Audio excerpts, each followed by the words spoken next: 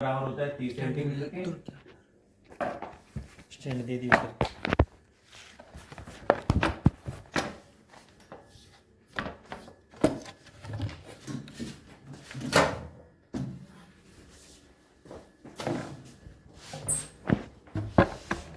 ऊपर देखना कहीं तो सीधे ऊपर आ जाती है।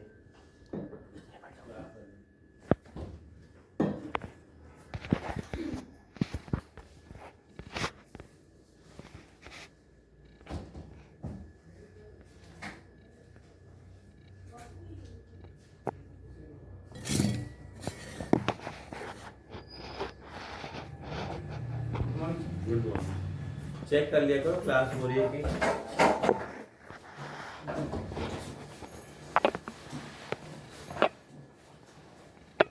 ठीक है।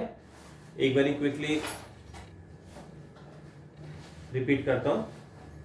मेजरमेंट करने के लिए मेजरिंग इंस्ट्रूमेंट्स का पता होना जरूरी है। हम एरिया कैलकुलेशन या कैलकुलेशन तो बाद में करेंगे ना, पहले तो मेजरमेंट ही करेंगे। तो मेजरमेंट करने के लिए सबसे पहले हम यूज करते हैं स्केल को। स्केल होता है एक छोटा जो 6 इंची वाला स्केल होता है, ये मेरे हाथ में है ये।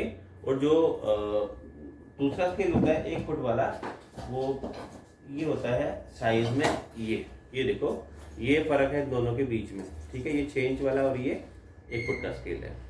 तो जब हमें किसी भी ऑब्जेक्ट की मोटी मोटी मेजरमेंट लेनी हो तो हम स्केल से मेजर कर सकते हैं, है ना। लंबाई, चौड़ाई, हाइट, डायमीटर, किसी भी चीज की ले सकते हैं। लेकिन ये मोटी मोटी इसलिए है क्योंकि इसके अंदर में हमें 1 सेंटीमीटर के 10 हिस्से दिए जाते हैं।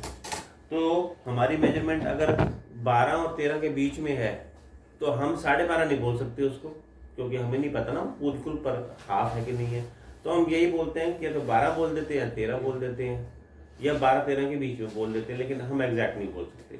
अब इसके बाद अगर हमें एक्चुअली में मेजरमेंट पूरी प्रॉपर करनी है, क्योंकि जब काम इंजीनियरिंग के अंदर होता है ना, मैं अभी मैकेनिकल में खास तौर पर जो मैकेनिकल पार्ट्स होते हैं, फॉर एग्जांपल आपका रूम में जो बल्ब है वो फ्यूज हो गया, तो आप क्या करते हैं, मार्केट से जाके दूसरा बल्ब लाते हैं और उसको रिप्लेस कर देते हैं। जब हम उसको होल्डर में लगाते हैं तो वो बिल्कुल परफेक्टली फिट आता है उसमें। ऐसा तो नहीं होता कि वो होल्डर से निकल के गिर जाए, है ना, और ना ऐसा होता कि उसमें फिट ही ना आए। तो ये कोई कोइंसिडेंस थोड़ी ना कि वो उसके अंदर फिट हो गया। एक्चुअली उसके स्टैंडर्ड बनाए गए हैं ना। होल्डर का भी एक प्रिसाइजली साइज है और बल्ब का भी प्रिसाइजली साइज है जो उसके साथ मैच करता है। ये अगर 1 mm ज्यादा कम हो जाता तो उसके अंदर फिट ही ना होता, है ना। तभी आपने देखा कि कई बार ऐसी कुछ लोकल चीजें होती हैं जो कंपैटिबल नहीं होती, है ना। आपने देखा स्टैंडर्ड जो चीजें आप लेते हो, ब्रांडेड लेते हो, वो चीजें हमेशा ठीक काम कर जाती हैं। लेकिन कई बार ऐसा होता है लोकल चीज जो है ना वो कंपैटिबल नहीं होती। उसका रीजन यही होता है क्योंकि उसको डिजाइन करते समय उसकी प्रॉपर एक्यूरेसी का ध्यान नहीं रखा गया। ऑलराइट। सो अब अगर हमें एक्यूरेसी में, बिल्कुल एक्यूरेसी में काम करना है कि हमें इसका प्रॉपर चाहिए, तो हम यूज करते हैं वर्नियर कैलिपर। ये जो आप देख रहे हो इसे हम कहते हैं वर्नियर कैलिपर। मेरे पास इसका छोटा फॉर्म में वर्नियर कैलिपर है, ये देखो, इसको वर्नियर कैलिपर कहते हैं। ठीक है। अब इसमें आप देखो वर्नियर कैलिपर में नीचे मार्किंग करके सब पॉइंट्स, पार्ट्स के नंबर लिखे हुए हैं। नंबर 1 लिखा हुआ है ये, इसको हम कहते हैं आउटसाइड जॉज। प्लीज कम बैठ। नंबर 1 जो आप देख रहे हैं इसे हम कहते हैं आउटसाइड जॉज। ठीक है। जॉ का मतलब क्या होता है, सुना है कभी नाम जॉ? बायोलॉजी पढ़ी थी। जॉ का मतलब होता है जबड़ा, राइट। तो एक तरीके से इसको देखो ना, ऐसे जैसे इसकी पिक्चर है, ये जॉ के जैसे दिखाई दे रही है, जबड़े की तरह दिखाई दे रही है, लाइक, इसलिए इसका नाम आउटसाइड जॉ है। आउटसाइड जॉ का जो काम होता है वो एक्सटर्नल लेंथ को मेजर करने के लिए किया जाता है। ठीक है। किसी भी चीज की लंबाई अगर हमें मेजर करनी है, मान लो ये रिमोट कंट्रोल है, अब हम इसको स्केल से मेजर नहीं करेंगे। मेरे को इसकी लंबाई लेनी है तो मैं इसको ऐसे लूंगा और इस तरीके से बाहर से बाहर इसके फेस को मैं कवर कर रहा हूँ। ये इसकी लंबाई भी, आउटसाइड जॉ का काम होता है एक्सटर्नल लेंथ को मेजर करना, जैसे यहाँ पे आपको दिखाई दे रहा है। ठीक है। आप इसकी फोटो ले सकते हो, जो मैंने ऊपर कैलिपर बनाने, इसकी फोटो ले लो, इसकी पिक ले लो, और साथ में जो इसके पार्ट्स हैं उनकी भी आप पिक ले लेना, उसमें सबके काम यूज भी लिखे हुए हैं।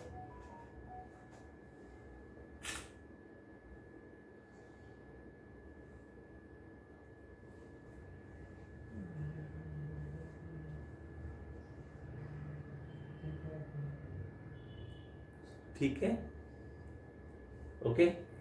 अच्छा, इसमें नंबर 2 पार्ट देखिए क्या है। फर्स्ट वाला क्या हो गया हमारा, आउटसाइड जॉ। सेकंड नंबर का जो पार्ट लिखा हुआ है इसमें, इसका नाम है inside jaws. Inside jaw use to measure internal length. अब हम इसकी बात कर लेते हैं इनसाइड जॉज की, ठीक है। इनसाइड जॉ का यूज क्या होता है, जब हमें किसी चीज का अंदर का डायमीटर जानना हो, ठीक। फॉर एग्जाम्पल ये पेन का ढक्कन है, बहुत छोटा सा ही है। अब इसको मैं बाहर से नहीं, इसका हम अंदर का साइज लेना चाहते हैं। अंदर और बाहर में फर्क होगा ना, जो इसकी मोटाई है उसका फर्क होगा। तो आप इसको इसके अंदर रखेंगे और इसको लेके अंदर से ऐसे करके ऐसे खोलेंगे। ये देखो इस पॉइंट पे जब ये आ गया, हमने इसको ले लिया, तो ये इसका अंदर की मेजरमेंट करने के लिए। तो इसका इस्तेमाल हम करते हैं अंदर इंटरनल लेंथ को मेजर करने के लिए, ठीक है। वो थी एक्सटर्नल लेंथ और ये थी इंटरनल लेंथ। तो फर्स्ट आपने लिखा आउटसाइड जॉज, सेकंड आपने लिखा इनसाइड जॉज, है ना। इसके बाद तीसरे नंबर पे आप देखो क्या लिखा हुआ है, डेप्थ प्रोब। तीसरे नंबर पे जो देख रहे हैं आप, इसका नाम है डेप्थ प्रोब। ये देखो यहाँ पे अगर आप ध्यान से देखें तो ये जो वर्नियर मेरे हाथ में है, इसके पीछे एक छोटी सी पूंछ भी है, ये देखिए, है ना। ये जो है टेल इसकी, बेसिकली ये इसकी बात हम कर रहे हैं। इसका यूज हम करते हैं डेप्थ को जानने के लिए। अब हमने पेन की लंबाई चौड़ाई ढक्कन को वो तो कर लिया, लेकिन अगर इसकी गहराई नापनी हो तो मैं इसको कैसे नापूंगा, हम इसको इसके अंदर कर देंगे और इसको ऐसे कर देंगे, ठीक है। जहाँ और रीडिंग अभी मैं आपको बताऊंगा आगे। रीडिंग लेने के लिए हम इसमें तो यहाँ तक इसकी जहाँ तक डेप्थ दिखाई दे रही है, हम इसकी मेजरमेंट ले लेते हैं। रीडिंग तो हम स्केल से लेते हैं, ठीक है। तो डेप्थ प्रोब कहते हैं